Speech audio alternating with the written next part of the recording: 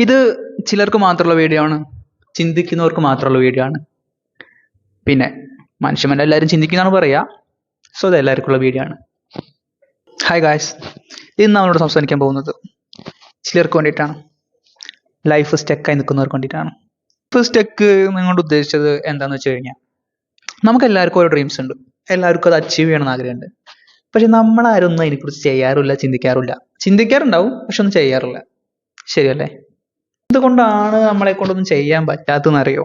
Like ഒരു പ്രശ്നമില്ലെങ്കിൽ കൂടിയും ഒരു കുഴപ്പങ്ങളും ലൈഫിൽ ഇല്ലെങ്കിൽ കൂടിയും സിംപ്ലി നമ്മളൊന്നും ചെയ്യില്ല. നമ്മൾ എന്താണോ ചെയ്തുകൊണ്ടിരിക്കുന്നത് അത് മാത്രമേ ചെയ്യും, അല്ലെങ്കിൽ അത് മാത്രമേ ഫോളോ ചെയ്യും. ഒരു ജോലിയാണെങ്കിൽ അത് മാത്രം, അവിടെ ഇരിക്കുകയാണെങ്കിൽ അവിടെ ഇരിക്കും മാത്രം, വീട്ടിലിരിക്കുകയാണെങ്കിൽ വീട്ടിലിരിക്കുക മാത്രം. എന്തുകൊണ്ടാണത്? ചിന്തിച്ചിട്ടുണ്ടോ? ഇതിന്റെ റീസൺ എന്താന്ന് പറഞ്ഞു കഴിഞ്ഞാൽ, നമ്മുടെ ബ്രെയിൻ വർക്ക് ചെയ്യുന്നത് അങ്ങനെയാണ്.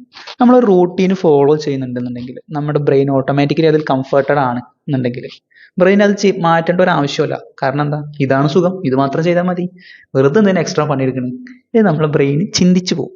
ഈ ഒരു സേഫ് സോണിൽ കടന്നുകൊണ്ട് ബ്രെയിന് ലേസി ആവും, ഓട്ടോമാറ്റിക്കലി നമ്മൾ ലേസി ആവും. ഇതാണ് സംഭവിച്ചുകൊണ്ടിരിക്കുന്നത്.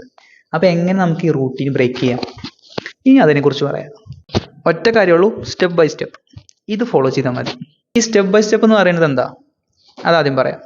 ആണോ നേടാൻ ആഗ്രഹിക്കുന്നത്, അല്ലെങ്കിൽ നിങ്ങൾ എവിടെയാണോ അച്ചീവ് ചെയ്യാൻ ആഗ്രഹിക്കുന്നത്, നിങ്ങളുടെ ഭാവി നിങ്ങൾ ഒരു 10 വർഷം കഴിഞ്ഞ് എവിടെയാണോ കാണുന്നത്, അതിലേക്ക് നിങ്ങൾ എത്തണമെന്നുണ്ടെങ്കിൽ സ്റ്റെപ്പ് ബൈ സ്റ്റെപ്പ് ആയിട്ടേ പോകാൻ കഴിയുള്ളൂ. ഒറ്റച്ചാട്ടം കഴിയില്ല. എങ്ങനെ എത്തും, എപ്പോഴെത്തും നമുക്കറിയില്ല. പക്ഷെ ഇപ്പൊ എന്ത് ചെയ്യാൻ പറ്റും, അല്ലെങ്കിൽ നമ്മുടെ ഗോളിന് വേണ്ടിയിട്ട് ഒരു കാര്യം, ഒരു ചെറിയ കാര്യം, ചിലപ്പോൾ 2 മിനിറ്റ് ഒരു ബുക്ക് വായിക്കലായിരിക്കാം, അല്ലെങ്കിൽ ഒരു 10 മിനിറ്റ് വർക്കൗട്ട് ചെയ്യലായിരിക്കാം.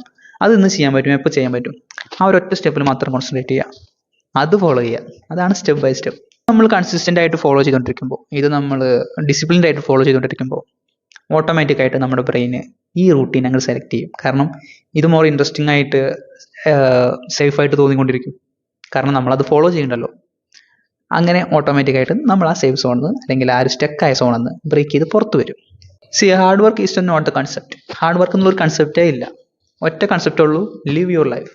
നമ്മുടെ ജീവിതം നമ്മൾ ജീവിക്കുക. ഈ മൊമെന്റാണ് നമ്മുടെ ജീവിതം. സോ അത് നമ്മൾ ജീവിക്കുക. അവിടെ നാളെ എത്ര ഹാർഡ് വർക്ക് ചെയ്യണം, അല്ലെങ്കിൽ നാളെ 10 പുഷപ്പ് എടുക്കണം, അല്ലെങ്കിൽ 100 പുഷപ്പ് എടുക്കണം, അങ്ങനെയൊന്നുമില്ല.